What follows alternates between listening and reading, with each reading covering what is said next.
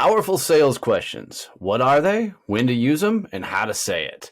Hey, I'm Donnie Bovine, the CEO and founder of Success Champions Networking and author of Endless Stream of Referrals.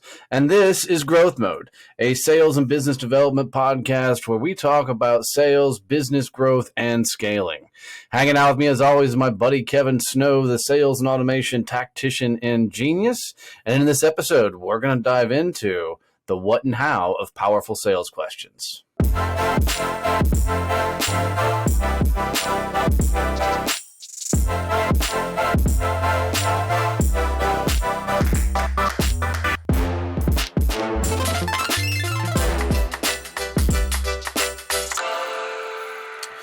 So, Kevin, I can remember when I was young in my sales career, and we've talked about this on a couple episodes about us both using pitch decks. And, when I was first in commercial printing, I really didn't fully grasp the sales concept of, what needed to happen. So I thought I had to wow and pizzazz people with, everything that we could do.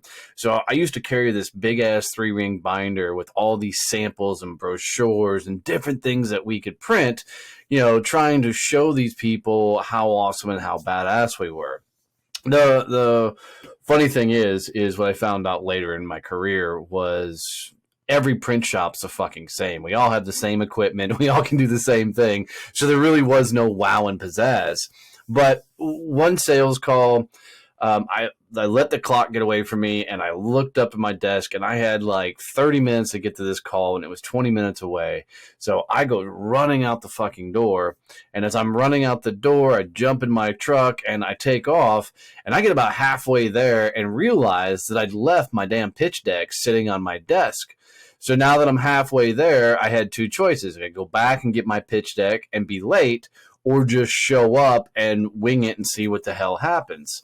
So I actually chose to wing it and try and figure it out and give it a go. And I thought, I'll remember my pitch deck. I know what will happen. I know how it'll all work. And I walked into this prospect's office and my mind went fucking blank. I couldn't remember my pitch deck at all. I was absolutely clueless. So I started asking questions because I didn't know what else to do. I didn't have my wow and pizzazz or my presentation.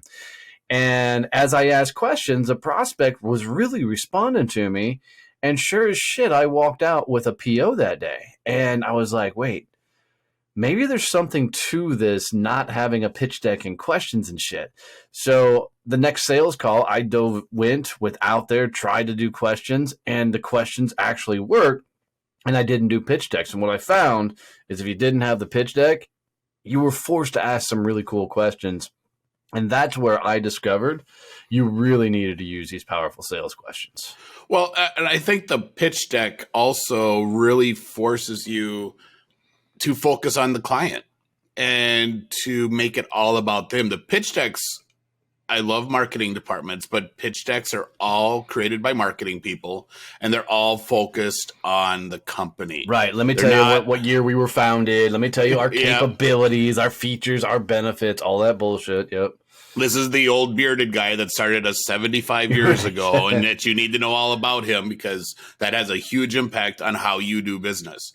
So, but that's exactly what it is. It's all the stuff that no one actually cares about, but that marketing tends to think is cool. Marketing people, please don't email me. Marketing people, feel free to email me, and I'll tell you why you're wrong. I'm okay with that. We've talked in past episodes that, sales and marketing should be working together.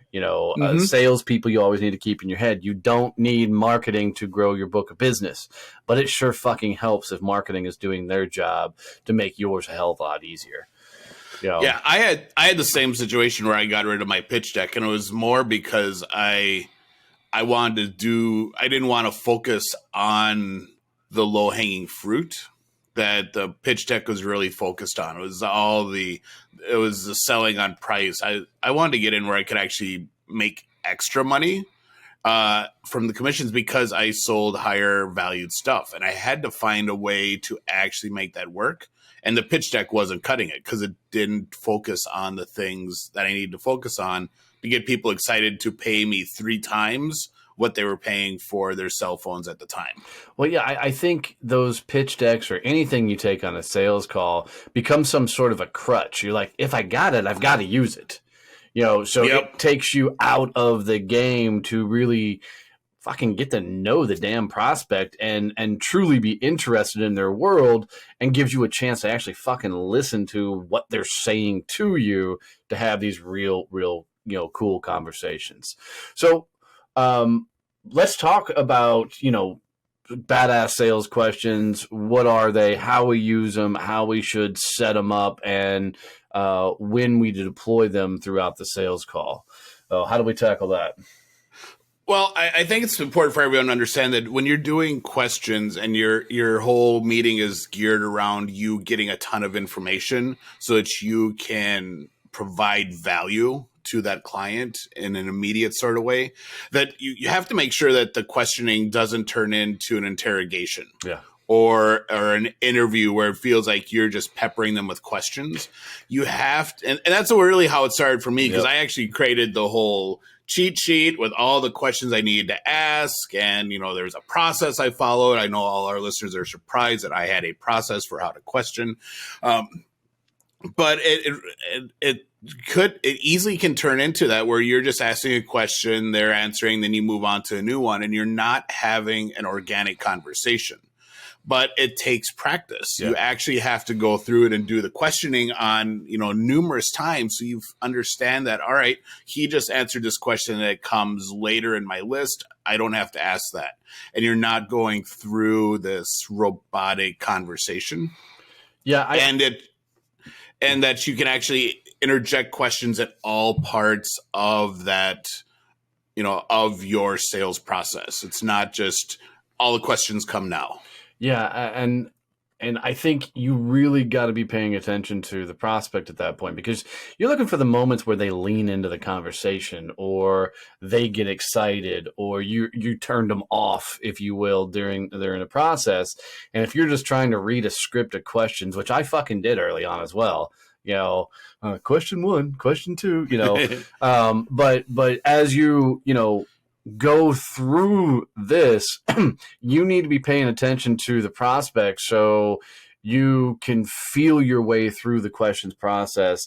And, it's something that always gets tweaked and something that always gets adjusted as you ask different things, over time.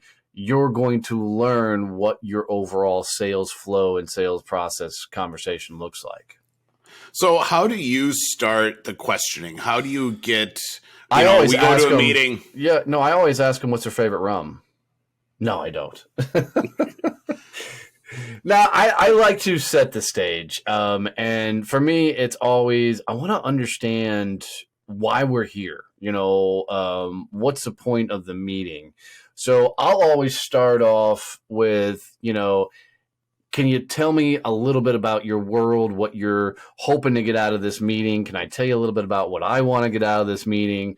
And at the end, we can decide what we're going to do. So when I start off, I really want to set the stage so they understand that this is going to be a more higher level professional conversation that allows us to not just get to the end of the meeting and get to some sort of fluffy, hey, call me back in a couple months, we'll figure it out. No, I want to distinguish next step. Like, yes, we can do business together, or no, we can't. Or here's when we're meeting and talking next. Once we have that set, I really want to let them feel like they're steering the conversation. So I'll always start off with, tell me your story. And it's a fascinating question that I've learned just from doing podcasts over the years, that tell you your story, when you ask them to do that, you find out a lot about an individual. Different personalities, different profiles will handle the stories in different ways. But, it's your chance to start diving in and understand, how they got into this role, why this position, where are they going, where do they see the company going, and really get inquisitive about why we're sitting here and what we're doing. And I think that question, because I do a variation on that with my clients, but I think that question is awesome because it's going to give you opportunities to do the active listening with your prospect and ask questions. So they're going to say something that's going to catch your ear that you're going to want to dive into and ask more questions about or comment on. That's going to get them to feel, wow, all right, so this guy's actually listening to me. He's paying attention. It's not just an interview where he's checking the box and asking specific things. For sure. For sure. And, I think, and we're going to cover a lot of these, but, some of the most powerful questions you get to ask are the micro follow-up questions, things like, which means, hey, tell me more about that. Ooh, that's a good thought process. Tell me more, and it's the little words that you use to get them to take you further down, especially when they say a statement or something. Because, when anybody says a statement, or, they say something that you weren't expecting, you're better off not responding, but understanding why they said that statement or why they asked that particular question. Because it's very rarely the question they're asking that they want to know more about. It's what's behind that question that has more meat on the bone. Yeah, I actually did that with one of our members yesterday in a chapter meeting. We were talking and he asked a question and I was pretty sure I understood what was going on. But instead of just going in and answering it, I said, all right, so that's a really cool question. Tell me more. What do you mean by this? And made him elaborate on it and got way more cool information out of him that led to a much better conversation for the next couple of minutes in the chapter. So those tools are, those re-questioning and those micro questions are really powerful, because it helps you really uncover and peel back the layers of what's actually going on in the person you're talking to's head. Yeah, for sure. And I think, if people look at the sales call like they're a detective or like they're a doctor and they really are going in to diagnose or figure out, find clues, then you're going in to uncover very specific things that you need people to be able to say yes to your world. Like, that people have to have money. They've got to have ability to make a decision. They've got to have enough time and energy to invest in your product and services. And, they've really got to have a desire to do something. And if you look at these questioning strategies as a way and means to uncover this stuff, it allows you to set yourself apart from everybody else that's selling to them. Because when you start, talking about, what's their decision, what's their decision process, or, what's their budget, is doing nothing an option, asking all of these great questions allows them to paint you a picture of what a perfect world would look like moving forward. And I've had people look at me like, you can't ask about budget. You can't do these type of things. I'm like, you're an idiot if you don't. You right? have to. Yeah, totally. And it's the ability. I mean, the greatest skill of a salesperson is the ability to ask the right fucking questions. And if you can't go in there and find this information out and guide the conversation, then you're really, really going to struggle with the overall sales and flow of what you're going to accomplish. I think it's not only the ability to ask the right question, it's the ability to ask the right question at the right time. We had this conversation with someone yesterday about a product that they wanted us to utilize that we were like, this is asking way too much stuff way too early in the relationship. Because it dove right into how much revenue do you have, how much expenses, what's your operating costs. It was asking some really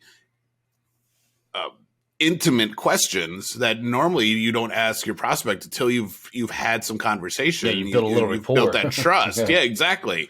And that's really key. When you're working with your prospects, you can't just start off with, all right, so what's your budget for this project, right, and all that stuff, because it's going to be like, all right, he's just looking to get a quick sale. Right. But as you build trust in the conversation, some of the things that I love to ask is, what have you tried in the past? What's worked? What hasn't worked? Why, did you decide to go that direction originally? Where are you at now? And you're often going to find that they're willing to tell you what's fucked up in the past, what they don't like, because they're just as nervous about making a sales decision about doing business with you or anybody else, because if they make the wrong decision, it costs them money, and a lot of money, and maybe their job, depending on their role in the company.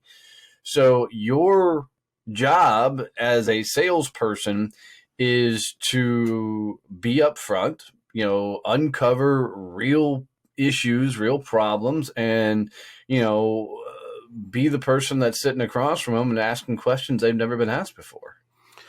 One of the most powerful questions that I ask, and I love this question because it's not one that most of my clients get asked when they're in a sales process, is what does fixing this issue or taking advantage of this opportunity actually allow you to do? Mm. And getting them to actually talk about the overall impact of what we can do for them, how it's going to help them move their company forward or do something, hit that next stage of growth. Most salespeople just focus on, what is the issue and the immediate issues around that, immediate repercussions of not doing anything. But understanding the long-term impacts can really help you set yourself apart, because you can really focus your solution about how it's a long-term solution and it's not a Band-Aid for the immediate symptoms. Yeah, no, I agree with that. And it really starts positioning you for your prospect to start selling you on why they should use your services. Because they'll start saying things like, well, I could see you doing this and I could see it doing that. I could think this would solve our issue over here, and this would allow us to do this, and they'll even go so far as to start telling you where the money's going to come from. We weren't planning on doing an investment in this until, the fourth quarter of next year, but I think we can allocate funds and move over here. And it's a really cool way to take the heat off the sales call and not come across like this jackass salesperson that's trying to convince and beat the shit out of them to get a deal done. If you guys haven't figured out, Kevin and I's philosophies are 100% opposite of that greaseball sales shit, and I want a mutual win for both parties in the conversation. And if you're asking these questions right, both people are going to walk away from this conversation feeling like this is one of the best conversations they've ever had in their life. And that's how you know you're doing it right. So go ahead. So we have a question from one of our members that I think gives a really cool twist on the whole questioning concept and why it's really important. And it's S.A. Grant. He's the founder of Boss Uncaged, and he's a member of the Atlanta Wolfpack. And his question this week is, what are the ready-to-buy signals of a potential buyer? And yeah. I think this is a really cool question, because if you're asking the right questions and having that really cool conversation, you're naturally going to start getting buying signals from your client. And I think you started trying to answer this a little bit already. Yeah. What's fun is, each week we're going to field a question from one of our members of Success Champions Networking. And, that's where we're completely changing how the world networks. But it's fun that they are throwing these questions at us as we cover different topics. But, to answer S.A.'s question, is, by the time people are ready to purchase, they're going to start giving you gentle nudges. And I'll relate it to, how I asked my wife to marry me, about, 6 months before I actually proposed. I started dropping little hints and things, like, hey, could you really see us spend the rest of our lives together? Or, what do you think our family will look like in the future? What do you think we'll live? And she had no clue that I was putting a lot of these little questions in there to, position myself to be the right person. But your prospects will do the same thing to you. They'll start giving you buying signals. They'll start telling you how this might work in their world. They'll start telling you, little things that they could see this doing. They'll start talking about an ongoing relationship, and they'll start, as I keep saying, paint you a picture of what the future of this conversation will look like. And it's a really cool way to know that you're having the right adult conversations, because they're giving you the ideas of how they could utilize your products and services. Yeah, I think those what if questions are huge buying signals. It's what if down the road we want to do this? And they're now starting to think about not just, the immediate needs, but how this is going to integrate into a long-term partnership for them. If they're not actively considering what you offer or working with your company, they're not going to try and have that conversation. They're just going to really be focused on fixing the immediate need. But if you're hitting the right bells and whistles, they're going to start asking questions that help them justify the investment, justify changing their strategy to integrate you into it, to make, they're going to start trying to figure out how they can justify making these major changes that you normally are proposing in a B2B solution. Yeah, absolutely. And I for me, oftentimes I love it when I feel like the prospect is convincing me why they need it. And when you get to that stage, it's time to stop selling and start talking about what it looks like to move forward. So when I can tell that a prospect, and you can feel it, when you can tell a prospect's ready to move forward, it's a really simple move for me. I don't believe in closing. I believe in closure. Well, let's get a yes, let's get a no, or let's get a solid next step where it's on both of our calendars. But I'll simply ask, where do we go from here? What should we do now? And they'll tell you. They're like, you know what? I love everything about this. Let's get started. Or they'll say, after looking at all this, I don't think this is a good fit for us. And then oftentimes I'm like, you know what? I feel the same way, and I'm just going to respect their decision because, I don't need every deal to be won. And any greaseball asshole that says you should close them all is a fucking douchebag. So they'll close you. You still need to position yourself in a place for them to close you, but they'll say, let's get started. Let's rock and roll. Let's get going without you having to poke and prod, but with the simple question of where do we go from here? How do you finish up a call, Kevin? I think we're pretty similar on that outlook of how you close. I'm a high C. I am the introverted sales guy. I've never liked those pushy, over the top, hardcore closing techniques. They always made me feel like I was pressuring people and that used car salesman type guy.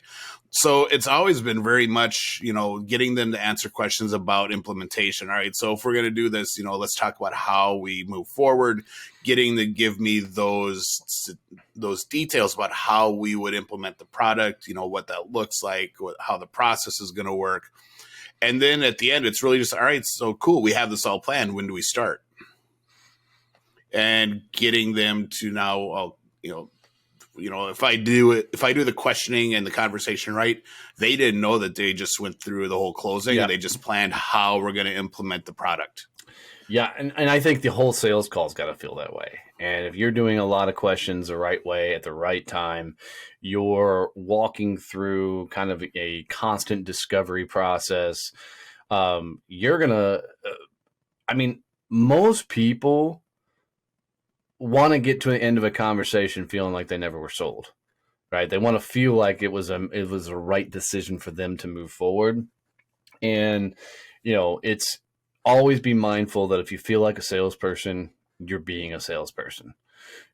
So these powerful questions will completely set you apart, allow you to have some fun conversations, and really move everything forward. Before we give them action items, Kevin, any last things you want to add into this?